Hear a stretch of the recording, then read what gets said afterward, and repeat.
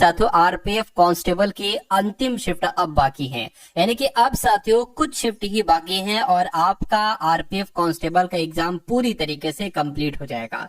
तो अगर साथियों इन अंतिम दिनों में आपकी शिफ्ट है और आप अपने पेपर को पास करना चाहते हैं, क्योंकि जिनका अंतिम दिनों में साथियों पेपर होता है उनके लिए बहुत फायदा होता है। फायदा कैसे होता है कि भाई सारा कुछ एनालिसिस वगैरह किया जा चुका होता है कि भाई एग्जामिनर कहाँ कहाँ से किस किस टाइप के सवाल पूछ रहा है। तो मास्टर्स लोग करते हैं क्या है साथियों, उसी टाइप के क्वेश्चंस आपके बनाकर आपको पढ़ाते हैं और वही सवाल आपके एग्जाम में आ जाते हैं। इससे फायदा आपको साथियों बढ़ जाता है, ठीक है ना। चलिए, तो मैं कहूंगा साथियों यहाँ पर पूरा पेपर का हल हम लोग देखेंगे। जिस टाइप का पेपर आपसे पूछा जाएगा अब, तो करंट अफेयर होगी, जीके जीएस होगी, रीजनिंग होगी और साथियों मैथ होगी। तो पहला सवाल आपकी स्क्रीन पर है, करंट अफेयर से शुरुआत करेंगे, जीके रीजनिंग मैथ तक हम लोग जाएंगे, शुरू से लेकर शून्य तक, शून्य से लेकर टॉप तक साथियों मैं आपको यहाँ पर पढ़ाने वाला हूं। चलिए, तो अगर बात करते हैं, कह रहे कि राम मंदिर प्रोजेक्ट को किस देश के द्वारा स्वॉर्ड ऑफ ऑनर से सम्मानित किया गया है, तो मैं कहूंगा ब्रिटेन देश के द्वारा, यानी कि राम मंदिर प्रोजेक्ट को ब्रिटेन देश के द्वारा स्वॉर्ड ऑफ ऑनर से सम्मानित किया गया। उसके बाद देखिए, किसने भारत का पहला कीटनाशक रोधी बॉडी सूट किसान कवच लॉन्च किया है, तो किसने किया है साथियों, आपको ध्यान रखना है, जितेंद्र सिंह ने किया है। अगला सवाल देखिए, कह रहे कि किसने पुरुषों की 50 मीटर राइफल 3 पोजीशन का खिताब जीता है, तो ये खिताब साथियों किरण अंकुश जाधव ने जीता है, आपको ध्यान रखना है, ठीक है ना। उसके बाद देखिए अगला सवाल, कह रहे कि किसे यूके हाउस ऑफ कॉमन्स में चिकित्सा उत्कृष्टता पुरस्कार से सम्मानित किया गया है, तो साथियों रविंद्र कुमेरन को सम्मानित किया गया है, ये भी आपको याद रखना है। अगला सवाल कह रहे कि 150 गंतव्यों को जोड़ने वाला भारत का पहला एयरपोर्ट कौन सा बना है, तो दिल्ली एयरपोर्ट 150 गंतव्यों को जोड़ने वाला भारत का पहला एयरपोर्ट बना है। अगला देखिए, कह रहे कि विश्व टेनिस लीग का तीसरा सीजन कहां संपन्न हुआ है, बताइए, तो आबू धाबी में संपन्न हुआ है विश्व टेनिस लीग का तीसरा सीजन। नेक्स्ट नंबर का सवाल देखिए, कहा जा रहा है कि किसे तेलंगाना फिल्म विकास निगम का अध्यक्ष नियुक्त किया गया है, तो दिलराजू इनका नाम है और दिलराजू को ही तेलंगाना फिल्म विकास निगम का अध्यक्ष नियुक्त किया गया है। अगला सवाल आपके स्क्रीन पर, कह रहे प्रधानमंत्री मोदी को किस देश का सर्वोच्च सम्मान दिया गया है, तो कुवैत के सर्वोच्च सम्मान से नवाजा गया है साथियों प्रधानमंत्री नरेंद्र मोदी को। वर्ल्ड हॉकी रैंकिंग में भारतीय पुरुष टीम कौन से स्थान पर रही है, तो मैं कहूंगा 5वें स्थान पर रही है। कौन से स्थान पर साथियों, 5वें स्थान पर रही है। अगला सवाल आपके स्क्रीन पर, कह रहे कि किस भारतीय राज्य की 1972 तक नॉर्थ ईस्ट फ्रंटियर एजेंसी के रूप में जाना जाता था, तो यहाँ पर अगर बात करते हैं साथियों, ये आपको भी ध्यान रखना है, जीके के सवाल अब शुरू हो चुके हैं, तो निम्नलिखित में से किस भारतीय राज्य को ये को लिखा हुआ है, किस भारतीय राज्य को, तो मैं कहूंगा अरुणाचल प्रदेश को 1972 तक नॉर्थ ईस्ट फ्रंटियर एजेंसी के रूप में जाना जाता था। सवाल ये बहुत इंपॉर्टेंट है। अगला सवाल देखिए आपके स्क्रीन पर है, ठीक है, यानी कि कौन सा कथन सही है, तो इसमें से कौन सा कथन सही है ये आपसे पूछा जा रहा है। देखिए, गांधी इरविन समझौते की बात करें तो 1926 में हस्ताक्षर किए गए थे, नहीं साथियों 1931 में हस्ताक्षर किए गए थे। साइमन कमीशन की अगर बात करें, ये भारत कब आया था, 1932 में, नहीं साथियों ये तो 1928 में भारत आया था, तो ये भी गलत है, ये भी गलत है। बाल विवाह निरोधक अधिनियम सन 1929 में पारित किया गया था, बिल्कुल सही, ये आपका सही हो जाएगा, सही हो जाएगा, तो यही आपका राइट आंसर हो जाएगा। रॉलेट एक्ट 1919 में पारित किया, नहीं साथियों 1919 में पारित किया गया था, तो जिनका आंसर ऑप्शन नंबर सी के साथ है, तो मैं कहूंगा आंसर आपका बिल्कुल करेक्ट है। अगला सवाल देखिए आपकी स्क्रीन पर है, कह रहे कि नमक आंदोलन कम से कम 3 कारणों से उल्लेखनीय था, निम्नलिखित में से कौन सा उनमें से एक कारण नहीं था, तो कौन सा कारण नहीं था। देखिए, यह पहली राष्ट्रवादी गतिविधि थी जिसमें महिलाओं ने बड़ी संख्या में भाग लिया था, ये बिल्कुल सही है, यानी कि कम से कम 3 जो कारण थे उसमें से एक कारण ये था। भारत की युवा आबादी स्कूलों में जाने लगी, इससे तो कोई संबंध नहीं है भाई, इसका क्या मतलब है। इस आंदोलन से अंग्रेजों को यह महसूस होने लगा था कि उनका शासन हमेशा के लिए नहीं रहता, ये भी बात सही है। इससे महात्मा गांधी को विश्व स्तर पर पहचान मिली, ये बात भी बिल्कुल सही थी। तो कौन सा साथियों कारण नहीं था, ऑप्शन नंबर बी वाला कारण नहीं था, नहीं था, तो यही आपका आंसर हो जाएगा। दांडी यात्रा के संबंध में निम्नलिखित में से कौन सा तथ्य नहीं है, तो कौन सा तथ्य साथियों सही नहीं है, मुझे बताइए। स्वयं सेवक प्रतिदिन 25 मील की यात्रा करते थे, बताइए 25 मील की यात्रा करते हैं, तो ये साथियों सही नहीं लग रहा है। उसके अलावा अगर बात करें 25 मील नहीं बल्कि साथियों 240 मील चलते थे। कितना? 240 मील चलते थे, ये गलत हो जाएगा। 78 स्वयं सेवकों के साथ यात्रा आरंभ हुई थी, बिल्कुल सही। इसका नेतृत्व गांधी जी ने किया था, बिल्कुल सही। ये बात, यात्रा 24 दिनों के लिए चली थी, बिल्कुल सही। यानी कि आंसर आपका जो होगा ऑप्शन नंबर ए के साथ जाएगा। अगला सवाल आपकी स्क्रीन पर है। कहा जा रहा है कि 1929 में सविनय अवज्ञा आंदोलन का जो उद्देश्य था वो क्या था? तो ब्रिटिश सरकार के आदेशों की संपूर्ण अवज्ञा करना, चौरी चौरा की घटना का विरोध करना, ब्रिटिश सरकार के आदेशों की आंशिक अवज्ञा करना, ये सुनिश्चित करना कि सभी नागरिकों को अधिकार उनके नागरिक अधिकार द्वारा दिए जाते हैं। मैं कहूंगा कौन सा उद्देश्य था? तो ऑप्शन नंबर ए वाला उद्देश्य था। अगला सवाल देखिए, कह रहे कि जॉर्ज लेमेंट्रे का संबंध किस क्षेत्र से जुड़ा हुआ है? तो इनका संबंध बिग बैंग की सिद्धांत से जुड़ा हुआ है, महाविस्फोट के सिद्धांत से जुड़ा हुआ है। तो जिनका आंसर ऑप्शन नंबर ए है तो बिल्कुल करेक्ट हो जाएगा। अगला सवाल आपकी स्क्रीन पर, कह रहे कि अफ्रीका में स्थित किलिमंजारो का नाम है। तो ये एक तरीके से अगर बात करें एक ज्वालामुखी पर्वत है। क्या है साथियों? ये एक ज्वालामुखी पर्वत है, आपको ध्यान रखना है। अगला देखिए, कह रहे कि प्रसिद्ध लैंडमार्क ओंटारियो झील और इरी झील के बीच स्थित है। तो किसके झील स्थित है साथियों? ये नियाग्रा प्रपात के बीच ये झील स्थित है, आपको ध्यान रखना होगा। अगला देखिए, कहा जा रहा है कि मोरक्को और स्पेन को विभाजित करने वाला जल डमरू मध्य का नाम बताइए। साथियों मैं आपसे रिक्वेस्ट करूंगा कि वीडियो अगर अभी तक आपने लाइक नहीं की तो वीडियो को लाइक कर दीजिए, और अगर चैनल पर आप लोग नए हैं तो साथियों चैनल को जरूर सब्सक्राइब आप लोग कर दीजिए, ठीक है ना? क्योंकि आपका एक लाइक हमें बहुत मोटिवेट करता है और अगली शिफ्ट के लिए जो पेपर तैयार करते हैं उसमें और भी ज्यादा मेहनत करते हैं। इसलिए साथियों चैनल पर नए हैं तो चैनल को सब्सक्राइब कर दीजिएगा, ठीक है ना? चलिए, मोरक्को और स्पेन को विभाजित करने वाले जल डमरूबंध की अगर बात करें तो जिब्राल्टर जल डमरूबंध आपका बिल्कुल सही जवाब हो जाएगा। अगला सवाल देखिए, कह रहे कि ऑस्ट्रेलिया का सबसे अधिक घनी आबादी वाला शहर कौन सा है? तो कौन सा है साथियों? सिडनी है। ऑस्ट्रेलिया का सबसे घनी आबादी वाला शहर कौन सा है? सिडनी है। उसके बाद देखिए अगला सवाल, कह रहे कि श्रीलंकन राष्ट्र की पहली राजधानी क्या थी बताइए। तो अनुराधापुरा थी। क्या थी साथियों? श्रीलंकन राष्ट्र की पहली राजधानी अनुराधापुरा थी। निम्नलिखित में से किस शहर को ब्लू सिटी के नाम से जाना जाता है साथियों बताइए। तो ब्लू सिटी की अगर बात करें, जोधपुर को साथियों ब्लू सिटी कहा जाता है। जयपुर की अगर बात करते हैं तो साथियों पिंक सिटी कहा जाता है। क्या? पिंक सिटी की अगर बात करें साथियों जयपुर को कहा जाता है। अजमेर की अगर बात करते हैं साथियों राजस्थान का हृदय कहा जाता है। आपको ध्यान रखना है कि राजस्थान का हृदय किसे कहा जाता है साथियों? तो अजमेर को कहा जाता है, और जोधपुर को ब्लू सिटी कहा जाता है। और बीकानेर की अगर बात करें तो इसको तो साथियों ऊंटों का देश कहा जाता है। क्या? ऊंटों का देश किसे कहा जाता है? तो बीकानेर को कहा जाता है। अगला सवाल आपकी स्क्रीन पर है, कह रखे इनमें से कौन सी नीलगिरी पहाड़ियों की सबसे ऊंची चोटी है? तो अगर बात करते हैं साथियों डोडा बेट्टा, तो डोडा बेट्टा नीलगिरी पहाड़ियों की सबसे ऊंची चोटी है। अगला सवाल देखिए, कह रखे दक्षिण भारत में स्थित इनमें से कौन सी पहाड़ी चोटी का नाम डोडा बेट्टा है? तो अगर बात करते हैं साथियों नीलगिरी पहाड़ी आपका सही जवाब हो जाएगा, ठीक है। अगला देखिए, कहा जा रहा है कि मुरादाबाद, क्या अब यहाँ पर खाली जगह है, मुरादाबाद तांबे की कारीगरी के लिए प्रसिद्ध है और दुनिया भर में हस्तशिल्प उद्योग की एक अपनी जगह बनाई है, या हीरे के लिए प्रसिद्ध है, इस्पात या पीतल? मैं कहूंगा साथियों मुरादाबाद तो पीतल के लिए प्रसिद्ध है और दुनिया भर में हस्तशिल्प उद्योग की अपनी जगह बनाई है। अगला सवाल आपकी स्क्रीन पर है, कहा जा रहा है कि निम्नलिखित में से किस भारतीय स्टील प्लांट प्रबंधन के लिए प्रारंभ में लिमिटेड की स्थापना की गई थी? तो किसकी अगर बात करें साथियों राउरकेला की अगर बात करें, राउरकेला इस्पात कारखाना, ये आपका बिल्कुल सही जवाब हो जाएगा। अगला सवाल आपकी स्क्रीन पर है, निम्नलिखित में से कौन सी भारत में समय और दूरी के संदर्भ में सबसे लंबे रेल मार्ग पर चलती है? तो मैं कहूंगा विवेक एक्सप्रेस आपका सही जवाब हो जाएगा। उसके बाद देखिए निम्नलिखित में से स्वच्छ भारत मिशन के विषय में क्या सही है? तो 2 अक्टूबर 2015 को लॉन्च किया गया था, 2 अक्टूबर 2014 को लॉन्च किया था, ये तो गलत है। उत्तर पूर्वी राज्य इस मिशन के हिस्से नहीं थे। क्यों नहीं थे भाई? इसे संपूर्ण स्वच्छता प्राप्त करने के लिए लॉन्च किया गया था, ये बिल्कुल साथियों सही हो जाएगा। तो ये सही हो जाएगा, तो यही आपका क्या हो जाएगा? यही आपका राइट आंसर हो जाएगा। उसके बाद देखिए अगला सवाल, कह कि अपनी प्रमुख योजना स्वच्छ भारत मिशन के माध्यम से भारत सरकार का लक्ष्य का निर्माण करना है। तो प्रदूषण मुक्त वातावरण बनाना है। क्या? प्रदूषण मुक्त वातावरण बनाना है, आपको साथियों ध्यान रखना है।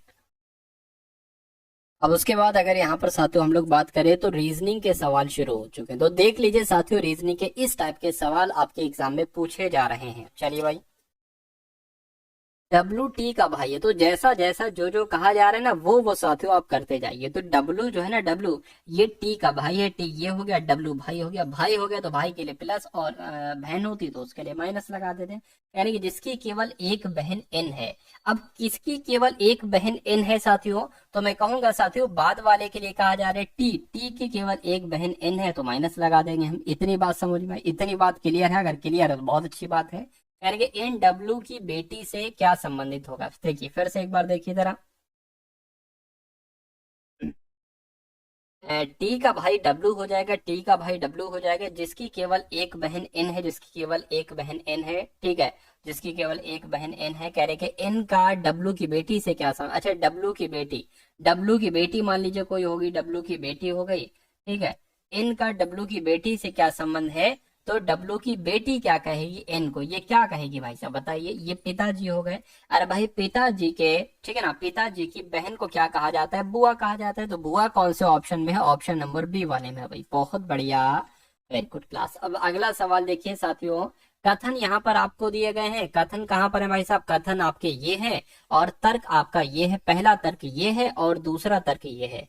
कथन के अनुसार बताने के कौन सा तर्क यहाँ पर सही है, कौन सा तर्क यहाँ पर गलत है। चलिए देखिए, यानी कि क्या सभी बैंकिंग प्रौद्योगिकी पर प्रतिबंध लगा दिया जाना चाहिए, ये मैं आपसे पूछ रहा हूँ। क्या सभी ई बैंकिंग प्रौद्योगिकी पर प्रतिबंध लगा दिया जाना चाहिए, तो एक तो कह रहा है कि हाँ लगा दिया जाना चाहिए। क्यों, क्योंकि इससे बहुत साइबर धोखाधड़ी होती है। तो ये बात तो सही, देखिए साइबर धोखाधड़ी तो होती है कहीं ना कहीं, ठीक है। तो ये मजबूत हो जाएगा, ठीक है, मजबूत हो जाएगा। क्योंकि ये जो रीजन दे रहे हैं ना कि ई बैंकिंग प्रौद्योगिकी, तो ये बात तो बिल्कुल सही है। अगर ये गलत होती या कमजोर होती तो हम इसको गलत कर सकते थे। यानी कि नहीं, सभी ई बैंकिंग प्रौद्योगिकी पर प्रतिबंध नहीं लगाना चाहिए। कह रहे हैं कि इससे लेन देन में देरी होगी। अगर हाँ बंद कर दोगे तो फिर लेन देन में देरी होगी अगर हाथ से किया जाता है। तो मैं कहूंगा ये भी कहीं ना कहीं सही है। तो तर्क एक और दो दोनों मजबूत हैं, दोनों मजबूत हैं, तो ऑप्शन नंबर बी हो जाएगा। अगला सवाल आपकी स्क्रीन पर फिर से आपके सामने क्या कथन है और साथियों पहला तर्क है और दूसरा तर्क है। तो बताइए कौन सा तर्क सही है, कौन सा तर्क साथियों कमजोर है। यानी कि क्या बहुत से त्योहारों की छुट्टियों को प्रतिबंधित किया जाना चाहिए, जैसे कि होली है, दिवाली है, ईद है, इन त्योहारों की छुट्टियों को क्या बंद कर दिया जाना चाहिए सरकार के द्वारा। तो एक बंदा कह रहा है कि हाँ भैया बंद कर दो। क्यों, क्योंकि यह व्यापार और अर्थव्यवस्था को प्रभावित करता है। हाँ ये तो बात सही है, छुट्टियां हो जाएंगी, ठीक है, तो व्यापार भी भाई कम हो जाएगा, और व्यापार कम होगा, पैसा कम आएगा, अर्थव्यवस्था में फिर दिक्कत पड़ेगी। तो ये तर्क मजबूत है। कह रहे कि नहीं भैया छुट्टी पर बैन न लगाना। क्यों, क्योंकि लोगों की धार्मिक भावना प्रभावित होगी। ये बात तो बिल्कुल सही है, ठीक है। अगर भाई छुट्टी नहीं करोगे तो फिर धार्मिक भावना तो दिक्कत पड़ेगी फिर। तो ये तर्क भी साथियों मजबूत है। तो मैं कहूंगा तर्क एक और दो दोनों मजबूत हैं, ऐसा ऑप्शन नंबर बी में लिखा हुआ है। ऐसे सवाल साथियों पूछे जा रहे हैं, तो इसको एक बार और करने की कोशिश कीजिए। दूसरे वाले को देखिए आप कर पाते हो नहीं। कथन है और पहला तर्क है और साथियों दूसरा तर्क है, यानी कि ये तो रिपीट क्वेश्चन हो गया भाई साहब। अगला देखिए, निम्नलिखित शब्दकोश को, निम्नलिखित शब्दों को शब्दकोश में उनकी उपस्थिति के अनुसार क्रमवार लगाए और पता लगाए कि कौन सा शब्द दाएं से तीसरे स्थान पर का। देखिए 5 है ना, ठीक है, 5 है। तो एक तरीके से अगर बात करें, देखिए IMP यहाँ पर है, IMP यहाँ पर है, IMP यहाँ पर है, IMP यहाँ पर है, IMP यहाँ पर है। अब इसमें सबसे पहले क्या आएगा, RU तो आएगा नहीं, O वाला आएगा, ये आएगा या तो ये आएगा। इसमें S है 19 पर आता है, ये R18, यानी कि पहले नंबर पर ये आएगा और दूसरे नंबर पर ये आएगा। आपको दाएं से तीसरा बताना है, यानी कि अब जो आएगा वही आंसर होगा। अब देखिए ये RE है, ये U है, R है, U है और यहाँ पर भी R है। तो ये तो आ नहीं सकता, यू तो 21 पर होता है, इसमें से आएगी या तो ये आएगा या तो ये आएगा। ये RE है, ये RO है, तो ये वाला आ जाएगा तीसरे नंबर पर। और इम्प्रेसिव ही आपका सही जवाब हो जाएगा, क्योंकि यही दाएं से तीसरा होगा। तो इम्प्रेसिव कहाँ पर लिखा हुआ है साथियों, ऑप्शन नंबर डी में लिखा हुआ है। तो ये जिनका आंसर है ऑप्शन नंबर डी, तो बिल्कुल करेक्ट है। अगला सवाल आपकी स्क्रीन पर देखिए, यानी कि जैसे MNO से QRS बनाया गया, वैसे DEF से कौन से 3 लेटर यहाँ पर बनाए जा सकते हैं, मुझे बताइए। देखिए अगर बात करें ना, तो M13 पर होता है, Q17 पर होता है, यानी कि 4 बढ़ाया गया है। N 14 पर होता है, R 18 पर होता है, 4 बढ़ाया गया है। O 15 पर होता है, S 19 पर होता है, 4 बढ़ाया गया, यानी कि 4 4 4 बढ़ाना है। D में 4 बढ़ाओगे तो H आ जाएगा, E में 4 बढ़ाओगे I आ जाएगा, F में 4 बढ़ाओगे J आ जाएगा। तो साथियों HIJ कहाँ पर लिखा हुआ है? ऑप्शन नंबर ए में लिखा हुआ है। तो जिनका आंसर ऑप्शन नंबर ए है तो बिल्कुल करेक्ट है। अगला सवाल आपकी स्क्रीन पर है साथियों, देखिए सवाल को और बता दीजिए राइट आंसर क्या होगा। कहेंगे निश्चित कूट भाषा में BANK को YZMP लिखा जाता है, तो OPEN को क्या लिखा जा सकता है साथियों बताइए। अब देखिए यहाँ पर अगर बात करें, ये तो भैया देखिए B का अपोजिट होता है Y, A का अपोजिट होता है Z, N का अपोजिट होता है M और K का अपोजिट होता है P। तो O का अपोजिट क्या हो जाएगा? L हो जाएगा, P का अपोजिट K हो जाएगा, E का अपोजिट V हो जाएगा, N का अपोजिट M हो जाएगा। तो LKVM कहाँ पर लिखा हुआ है? LKVM तो ऑप्शन नंबर ए में लिखा हुआ है। नेक्स्ट नंबर का सवाल देखिए आपकी स्क्रीन पर, कहा जा रहा है कि कौन सा आरेख लैपटॉप, मदरबोर्ड और कुंजी के बीच सही संबंध को साथियों दर्शा सकता है, मुझे बताइए। चलिए क्या आपका साथियों यहाँ पर राइट आंसर हो सकता है? अच्छा देखिए कुंजी पता क्या होता है? कुंजी कीज, जैसे कि कीज कहाँ पर होती है? शॉर्टकट कीज, ये सब लैपटॉप का जो कीबोर्ड होता है उसमें होती है। ठीक है, चलिए इतनी बात साथियों आपकी समझ में आई, कोई दिक्कत नहीं है। कीज यानी कि अगर मान लीजिए हम ये लैपटॉप बना लेते, क्या लैपटॉप ये हो गया, ठीक है, लैपटॉप के अंतर्गत ही क्या साथियों, लैपटॉप के अंतर्गत ही कहीं ना कहीं कीज भी आ जाएंगी और मदरबोर्ड भी आ जाएगा। तो मैं कहूंगा ऐसा आरेख कुछ कहां पर बना हुआ है, ऐसा आरेख साथियों कहां पर ढूंढिए जरा। ऐसा आरेख, एक सेकंड सॉरी, ऐसा थोड़ी ना, ये तो भाई अलग ही हो जाएगा ना। देखिए ये मैंने क्योंकि कुंजी अलग होगी, कीज अलग हुई और मदरबोर्ड अलग होगा, तो ऐसे करके बनना चाहिए, उससे थोड़ा सा इसको मिले में हो गया। तो ऐसा तो भाई साहब ऑप्शन नंबर ए में बना हुआ है, तो ए में बना हुआ है तो यही आपका राइट आंसर है। उसके बाद देखिए करेंगे उस विकल्प का चयन करिए जो अन्य विकल्पों से अलग है, जो सबसे अलग है, इन 4 नामों में से सबसे अलग है वो आपको कुल मिला के बताना है। राजीव गांधी, APJ अब्दुल कलाम, प्रतिभा पाटिल या प्रणब मुखर्जी। देखिए यहाँ पर अगर बात करें तो ये तीनों कौन थे साथियों? राष्ट्रपति थे, राष्ट्रपति रह चुके हैं। लेकिन राजीव गांधी साथियों राष्ट्रपति नहीं बने, ठीक है, ये प्रधानमंत्री पद के लिए खड़े हुए थे। तो कुल मिला के आपका राइट आंसर जो होगा वो ऑप्शन नंबर ए के साथ जाएगा। अगला सवाल करेंगे, एक महिला की तरफ इशारा करते हुए अरुण ने कहा वो मेरे बेटे की बेटी की माँ है, उस महिला का अरुण से क्या संबंध है? यानी कि अरुण क्या कहेगा उस महिला को।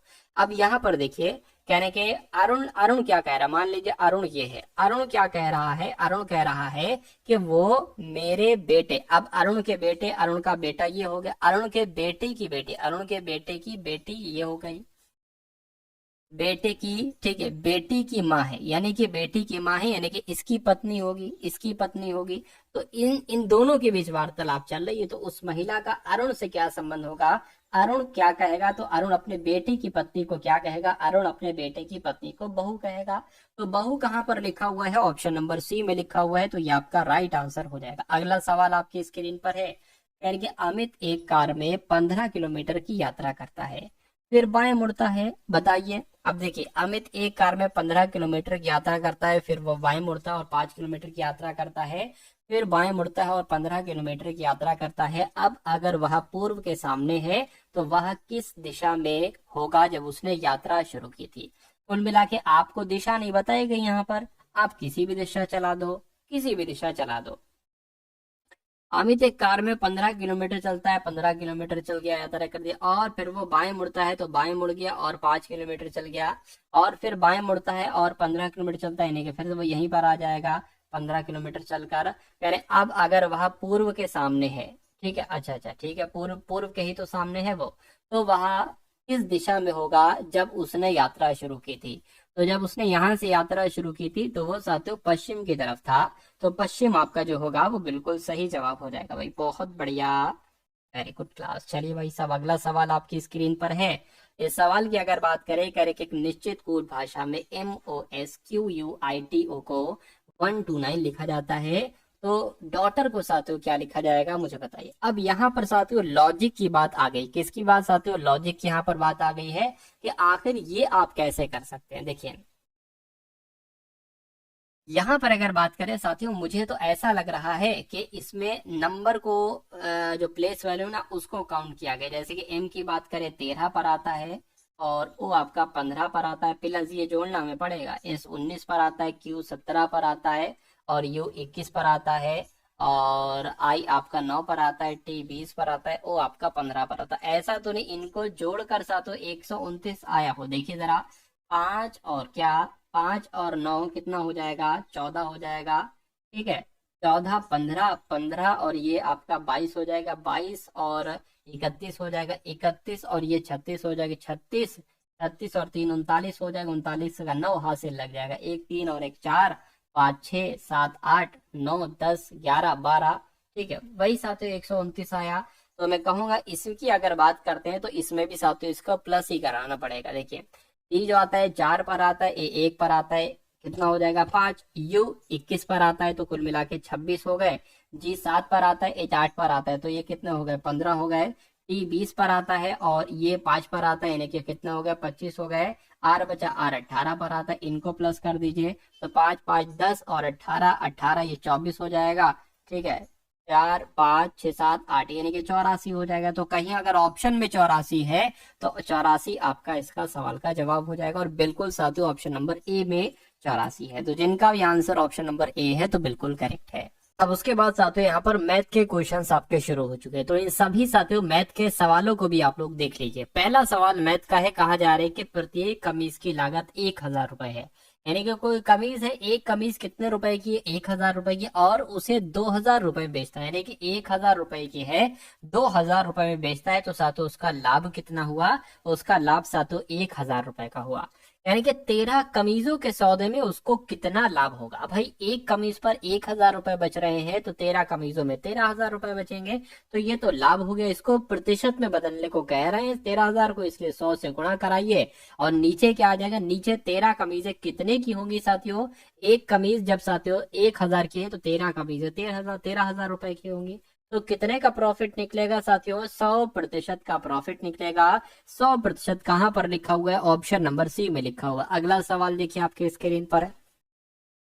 इस सवाल की अगर बात करें करके 40 लड़कों से, क्या 40 लड़कों से समवस्त एक स्कूल बस सैर के लिए निकली। इन 40 लड़कों की औसत आयु 8 वर्ष थी। अगर शिक्षक की आयु इसमें शामिल कर दी गई तो तो औसत 1 वर्ष बढ़ जाता है। तो शिक्षक की आयु कितनी है, देखिए कितने लोग हैं, 40 लोग हैं, 40 लड़के, इनकी 40 लड़कों की औसत आयु कितनी है, 8 वर्ष है। ठीक है, तो अगर मैं आपसे कहूं कि इन 40 लड़कों की कुल मिला के आयु कितनी है, तो 40 की गुणा 8 से कर दो, 4 8 32, यानी कि 40 लड़कों की कुल मिला के आयु कितनी है, 320 वर्ष है। ठीक है, तो ये 40 लोग थे। अब क्या कहा जा रहा है, कह रहे कि इसमें एक शिक्षक इसमें ऐड हो गया, 40 लोग थे तो अब 41 लोग हो जाएंगे, और इसमें जो शिक्षक ऐड हुआ है, और फिर औसत में 1 वर्ष की वृद्धि होगी। पहले औसत 8 वर्ष था, अब कितने वर्ष हो जाएगा, 9 वर्ष हो जाएगा। तो अगर मैं आपसे कहूं कि ये 40 स्टूडेंट प्लस एक लड़का, इनकी कुल मिला के आयु का योग कितना होगा, तो 41 की गुणा 9 से कर दो, 9 एकम 9, 9 चौक 36 हो जाएगा। यानी कि 320 ये बच्चों की आयु है, और इसमें शिक्षक की आयु मिला दोगे तो 320 से 369 हो जाएगी। तो इन दोनों को आपस में डिफरेंस कर दो, आपको शिक्षक की आयु मालूम पड़ जाएगी। यानी कि 369 में से अगर 320 घटेगा तो कितना आ जाएगा साथियों, 49 आ जाएगा। यानी कि 49 वर्षीय शिक्षक की आयु हो जाएगी। उसके बाद देखिए साथियों अगले नंबर का सवाल है, कहा जा रहा है आपसे कि एक व्यक्ति अगर एक वस्तु को 1350 रुपए में बेचता है तो उसे 10% का नुकसान होता है। 4% का लाभ पाने के लिए उस वस्तु को किस मूल्य पर बेचा जाना चाहिए, ये कुल मिला के आपसे पूछा जा रहा है। बताइए, देखिए एक व्यक्ति एक वस्तु को 1350 में बेचता है, 10 रुपए का नुकसान होता है, यानी कि वो उसको 90% में बेच रहा है, और जब 90% में बेच रहा है तो उसको 1350 रुपए में बेच रहा है। तो 1% की वैल्यू क्या हो जाएगी, 1350/90, ये 1% की वैल्यू हो जाएगी। हमें करना क्या है, हमें साथियों 4% लाभ के साथ बेचना है, यानी कि हमें 104% की वैल्यू निकालना है। तो इसके भी हम साथियों 104% की 104 से यहाँ पर गुणा कर देंगे। तो इनको साथियों कैलकुलेट कर लो, 0 से 0 कैंसिल हो जाएगा, 9 एकम 9 हो जाएगा, 9 पंजे 45 हो जाएगा, 15 की गुणा 104 से कर दो, 15 की गुणा 104 से कर दो, आपका आंसर आ जाएगा।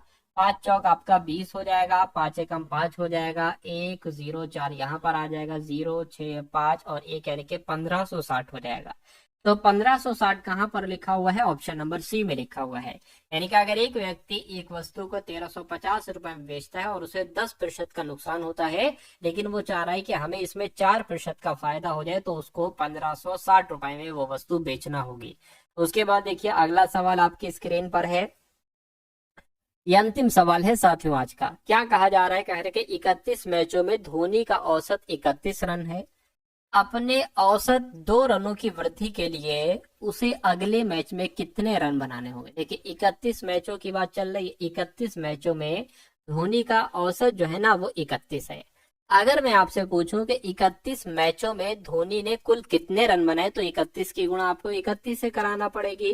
तो 31 की गुणा 31 है, यहाँ पर हम लोग करा लेते हैं। 3 एकम 3, 3 तिया 9, जोड़ेंगे तो कितना आ जाएगा? जोड़ेंगे साथियों यहाँ पर कितना आ जाएगा? 1 आ जाएगा, 6 आ जाएगा, 6 आ जाएगा, यानी कि 661 आपका यहाँ पर हो जाएगा। ठीक है, तो मैं कह सकता हूँ कि धोनी ने 31 मैचों में 661 रन बनाए। 661, एक सेकेंड, अच्छा 3 तिया 9, ये तो 9 हो जाएगा ना, तो यहाँ पर 9 आएगा भाई साहब। ठीक है, इसकी अगर बात करें यहाँ पर क्या आ जाएगा? यहाँ पर भी 9 आ जाएगा। तो कह रहे हैं कि अपने औसत 2 रनों की वृद्धि के लिए उसे अगले मैच में कितने रन बनाना होगा। यानी कि अगर बात करें साथियों, जो उसका औसत औसत 2 रनों की वृद्धि, यानी कि अगर ये 31 से कितना हो जाए साथियों? अगर ये 33 हो जाए, ठीक है, अगर ये 33 हो जाए और फिर अगला मैच कौन सा हो जाएगा? 32वां मैच हो जाएगा। तो फिर उसको एक तरीके से कितना, अगले मैच में कितने रन बनाने होंगे एक्स्ट्रा? देखिए, तो 32 की गुणा अब आपको 33 से करना पड़ेगी, 32 की गुणा अब आपको 33 से करना पड़ेगी। 3 दूना 6, 3 तिया 9, फिर से यहाँ पर वही चीज आ जाएगी। तो 6 आ गया, 15 आ गया, 1056 आ जाएगा। तो उसने साथियों, मैं आपको समझा देता हूँ, जो 31वीं मैच था उसके औसत रन 31 बन रहे थे और कुल रनों का योगफल 961 था। अगले मैच में उसने क्या किया? 32वें मैच में उसने क्या किया? ये औसत में 2 की वृद्धि कर दी और फिर उसके रनों का योगफल कितना हो गया? 1056 हो गया। तो ये कहने के वृद्धि के लिए उसे अगले मैच में कितने रन बनाने होंगे? अगले मैच में कितने एक्स्ट्रा रन बनाए हैं? तो 961 माइनस 1056। तो ये साथियों यहाँ पर हम लोग कर लेंगे। ठीक है, तो यहाँ पर अगर बात करें 5 आ जाएगा, यहाँ पर कितना आ जाएगा? यहाँ पर साथियों 9 आ जाएगा। तो 95 रन आपका